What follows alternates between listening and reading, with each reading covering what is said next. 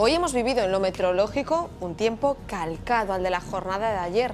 El día amanecía soleado, ya casi no lo recordamos, porque a partir de mediodía el cielo se empezaba a cubrir en prácticamente toda la comunidad.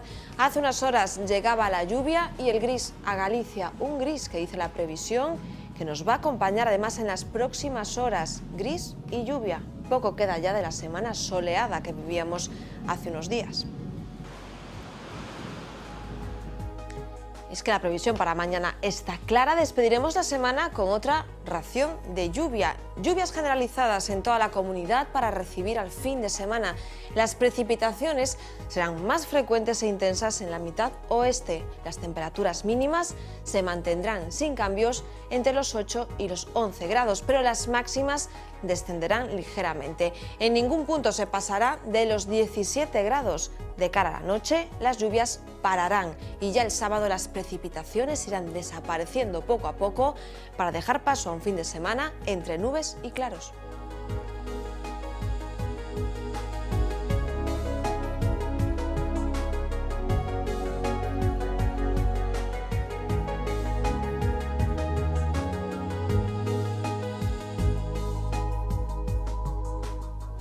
Hoy en Historias del Tiempo les llevamos a la Luna. ¿Saben que si no existiese el mundo no sería ni parecido? Esta es nuestra historia científica de esta noche.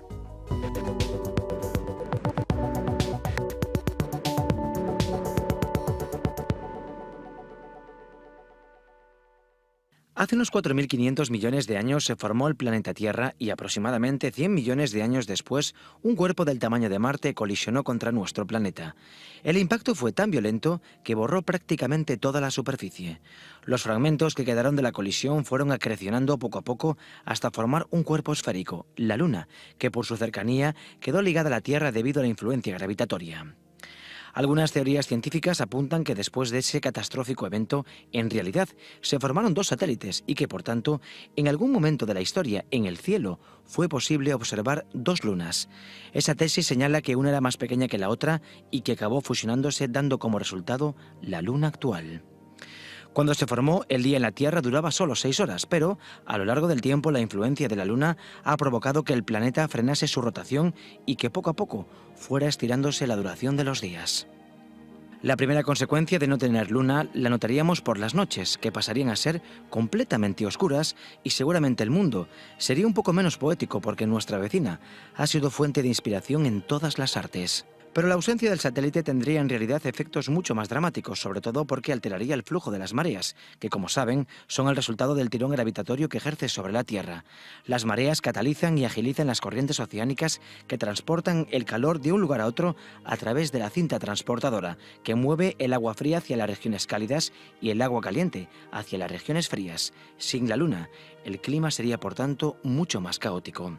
Otra de las consecuencias sería la alteración en el eje de rotación. El movimiento alrededor de nuestro planeta está sincronizado de tal forma que la Luna tarda lo mismo en dar una vuelta sobre su eje que en completar la órbita sobre la Tierra. Por eso siempre vemos la misma cara. El eje de la Tierra está además inclinado 23,5 grados, algo que permite que existan las estaciones. Sin la Luna, ese ángulo sería cero. Hay que recordar que en las regiones polares la mitad del año no llega la luz del Sol, precisamente como consecuencia de esa ligera inclinación. Por tanto, el Sol estaría calentando los casquetes durante todo el año y acabarían fusionándose. Como saben, las regiones polares juegan un papel fundamental en el clima de la Tierra. Recuerden que el viento, como las corrientes marinas, es un mecanismo natural que existe únicamente con una función: compensar el contraste térmico entre el ecuador y los polos. Si no existe el viento, entonces la temperatura media de la Tierra aumentaría de forma notable. Y por supuesto también tendría graves consecuencias sobre la vida, ya que muchas especies han evolucionado adaptándose a la circulación de las corrientes marinas y al flujo de las mareas. Como ven, el mundo tal y como lo conocemos sería muy diferente sin la presencia del satélite, que por cierto se aleja de nosotros 3,78 centímetros cada año, así que este hipotético escenario que estamos planteando ocurrirá en un futuro muy lejano. Para entonces seguramente los seres humanos hayamos desarrollado una tecnología que impida que se distancie o simplemente hayamos abandonado nuestro planeta. Este año el día de Navidad coincidirá con la Luna en fase llena, algo que no ocurría desde 1977 y que no volverá a suceder hasta el 25 de diciembre del 2034. Así que estas serán unas fiestas bajo la Luna.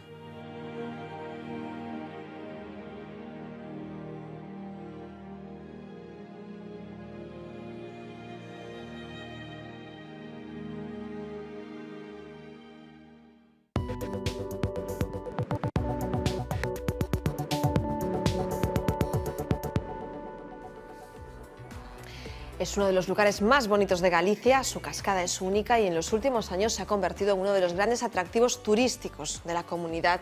Hoy les llevamos a dar un paseo relajante por Oézaro, pero no por la zona más conocida. ¿Se han preguntado alguna vez qué hay en la cima de esa cascada?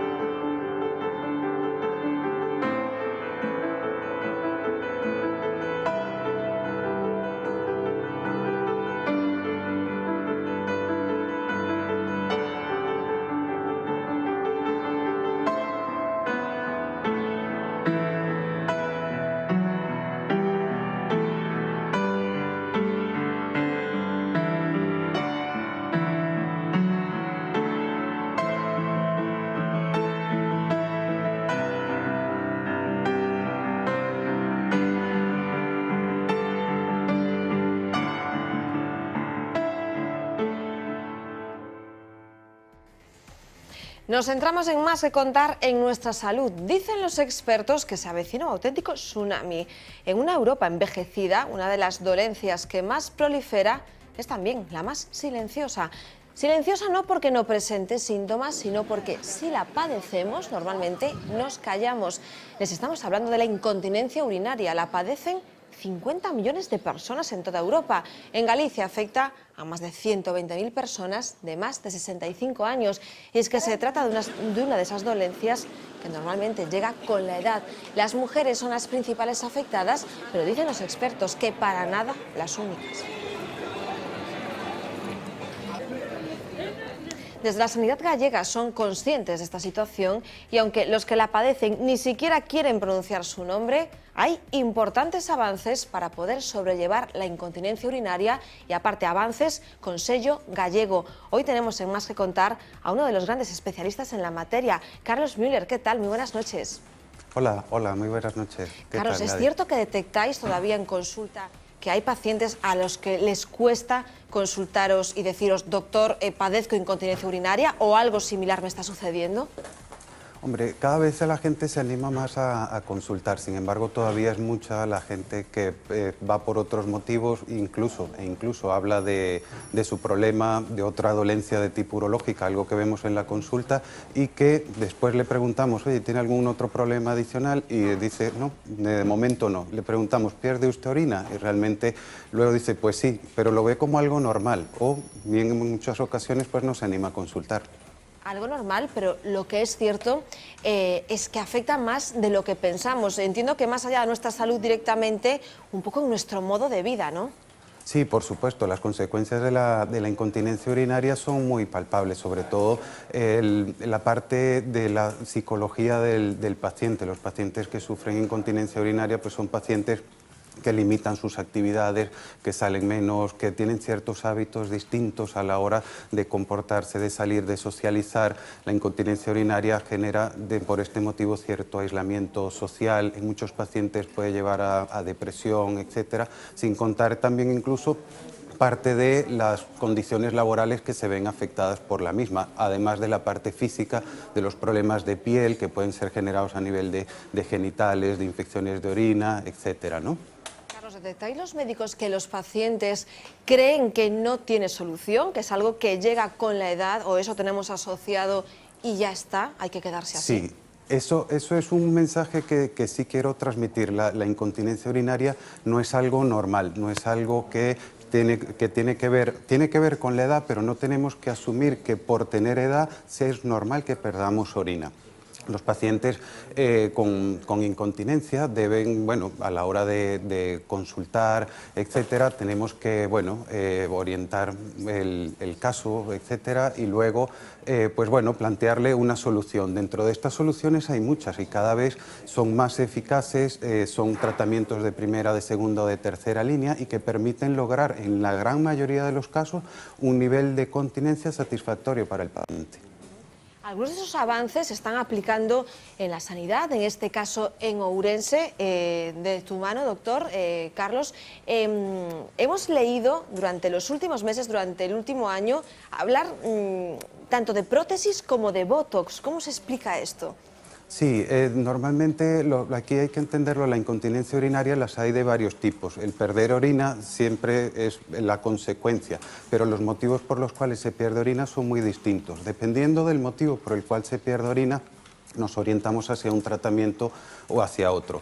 Bien es cierto que en ciertos tipos de incontinencia, que denominamos la incontinencia de urgencia, aquella donde hay una contracción importante de la vejiga que obliga a la persona a una necesidad de orinar, la cual es imperiosa e imposible de posponer, utilizamos la toxina botulínica y que lo que intenta, así como en la estética paraliza los músculos para disminuir arrugas, etcétera, la toxina intenta paralizar el músculo de la vejiga para evitar esta contracción y que la persona no tenga que ir de una forma inmediata o apresurada al servicio, lo cual, que si no va, pues ocurre un accidente. Debemos recordar que la toxina no es para todas las incontinencias, es un tratamiento además de segunda línea, es decir, cuando ha fallado una primera etapa de tratamiento, o bien por falta de eficacia o bien por reacciones adversas, y lo otro que hay que insistir es que es un tratamiento limitado en el tiempo, es decir, de acuerdo a los pacientes, pues tiene una duración de 7, 8, 9 meses, pero no pasa nada, si el paciente le ha ido bien, lo cual ocurre en la mayor parte de los casos, se vuelve a poner. Muchas veces le comentamos a los pacientes, por pasar una mañana en el hospital y aplicar este producto, tenemos 9 meses de estar en buenas condiciones o satisfechos o cumplido nuestro nivel de expectativas con respecto a la continencia. Del otro tema de las prótesis se utilizan para lo que llamamos la incontinencia de esfuerzo. Y aquí varía si hablamos de hombres y mujeres, porque también es cierto que los hombres también pierden orina. Es algo que a veces somos un poco más reacios a consultar, pero también pierden orina. Sobre todo con la edad, el porcentaje de hombres y mujeres que pierden orina se va asimilando. Se va, digamos, siendo muy similar. En las mujeres, como tratamiento también de segunda línea, cuando falla lo que es la rehabilitación del suelo pélvico, tenemos mallas o lo que llamamos cabestrillos que ayudan a disminuir o a evitar las pérdidas de orina. Es una cirugía pues mínimamente invasiva, o bien sin ingreso o bien con un ingreso de una estancia hospitalaria muy precoz y que tiene una alta eficacia. Más del 95% de las pacientes quedan secas con este tratamiento. En el caso de los hombres, las condiciones por las que se produce el tema de la pérdida de orina por esfuerzo son distintas a la mujer. En la mujer pues tienen que ver con la edad, tienen que ver con el embarazo, los partos, etc. En el hombre, normalmente la incontinencia de esfuerzo tiene que ver cuando actuamos los urólogos, es decir, normalmente es producida como bien por el riesgo que tienen ciertas operaciones urológicas, pero también tiene solución y en el sentido del hombre tenemos distintos tipos de prótesis, prótesis de tipo ajustables, no ajustables e incluso el esfínter artificial. Dependiendo del paciente, dependiendo de su nivel de pérdidas, de las enfermedades que padezca, pues indicaremos una u otra, porque el tratamiento en este caso, como prácticamente en toda la incontinencia, debe ser un tratamiento personalizado para cada quien, dependiendo de sus expectativas, dependiendo de sus condiciones, sus morbilidades, etcétera, ¿no? Y sobre todo entendiendo muy bien con el paciente cuál es el nivel de continencia al que aspiramos y de acuerdo a eso, pues planteamos uno u otro tratamiento. Doctor, tanto en el tema de las prótesis como del Botox, hablábamos de que el Hospital de Ourense, pues de su mano se ha convertido en una referencia, pero ¿son tratamientos que se están extendiendo en la sanidad pública o aún son para casos muy aislados? No, son tratamientos que incluso en nuestra comunidad, en prácticamente todos los hospitales se realizan, tanto lo que he hablado de prótesis masculinas como el de la toxina botulínica. Hace años empezamos con el desarrollo de la toxina botulínica y tenemos ya acumulado una experiencia de más de 6 u 8 años. Sin embargo, estos son tratamientos a los cuales todos los pacientes de nuestra sanidad pública, del Sergas, pueden acceder en sus distintos hospitales. Tenemos compañeros en cada uno de los hospitales de Galicia, que bueno, se desarrollan las técnicas y están, están perfectamente desarrolladas estas técnicas para realizarse en cualquier hospital de nuestra red pública. En una convención a nivel europeo que había en las últimas semanas, lo decía yo antes, se llegaba a una conclusión, y es que en Europa se avecinaba un tsunami por el envejecimiento de la población, algo que pasa también en Galicia. ¿Está la administración, la sanidad, lo suficientemente implicada con el tema de la incontinencia urinaria? ¿Queda mucho por avanzar, en su opinión? La sensación que tenemos es que sí, la sanidad, nuestros gestores están realmente implicados en este tema. Cuando hemos solicitado recursos para el tratamiento de pacientes, cuando hemos solicitado el desarrollo de nuevas técnicas e incluso innovar con nuevas prótesis, etcétera, hemos sentido ese apoyo de la sanidad. También a nivel de fármacos, etcétera, yo creo que realmente hay una implicación, porque si analizamos luego el impacto económico que tiene la incontinencia, no es solo el hecho de perder orina, o a veces no solo hay que ver lo caro o barato que puede resultar un fármaco o la colocación de una prótesis, todo el gasto derivado del uso de pañales, absorbentes, compresas, es realmente importante. Yo creo que ya hace más de 10 años se hablaba de más de 200 millones de euros en España que se gastaban en temas de absorbentes, llámese pañales o compresas, ¿no? Sí, realmente el uso de pañales y compresas debemos asumir que es una medida realmente paliativa, por mejores que sean, por menos olor que den, por más cómodas, etcétera, son una medida paliativa para la incontinencia. Debemos intentar tratar la causa y evitar el uso de, bien sea pañales o compresas. Pues doctor, muchísimas gracias por atender hoy a Más que Contar, decir que la incontinencia urinaria no es solo asunto de mujeres y que todavía pues quedan muchos mitos y sí, la medicina tiene soluciones. Carlos Müller, muchísimas gracias, buenas noches. Buenas noches, muchas gracias por la invitación. Es una leyenda viva de los banquillos futbolísticos y todo un mito para la parroquia deportivista, para Riazor.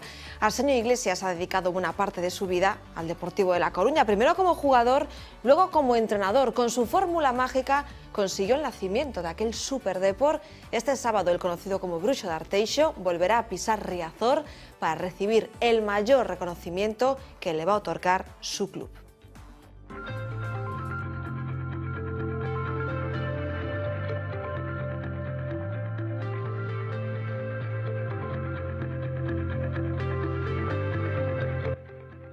Tengo que estar orgulloso y contento de que se hayan acordado de mí después de tanto tiempo. Tengo que reconocer que la gente es muy cariñosa conmigo.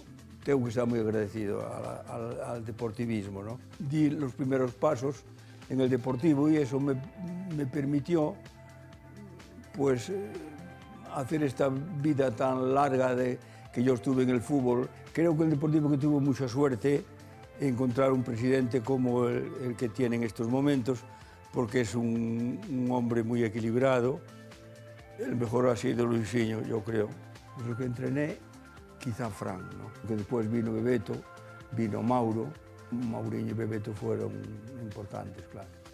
Un todoterreno que trabajaba muy bien en esa zona, defendía bien porque tenía buenas condiciones físicas, aunque quizá no lo aparentaba. Era muy cariñoso, era un tipo extraordinario. Él nunca protestaba. Está ayudando mucho al equipo. Lo que pasa que cuando el equipo no gana o no juega bien, pues protesta, claro, porque está acostumbrada a ver fútbol de categoría, claro. Yo creo que sí, yo estoy muy contento de las cosas como salieron y ahora trato de vivir mi vida muy recogida, muy pendiente de mis nietos, de mi familia y nada más. Yo soy medianamente feliz, o feliz dentro de la felicidad que se pueda tener en este mundo, ¿no? Desde mañana y hasta el próximo domingo en A Coruña se podrá visitar la exposición itinerante de dinosaurios más grande de Europa. Un montaje espectacular con gigantescas y realistas figuras que permite también acercarse a la edad de hielo. Quizás sea lo más parecido al Parque Jurásico que ideó Steven Spielberg.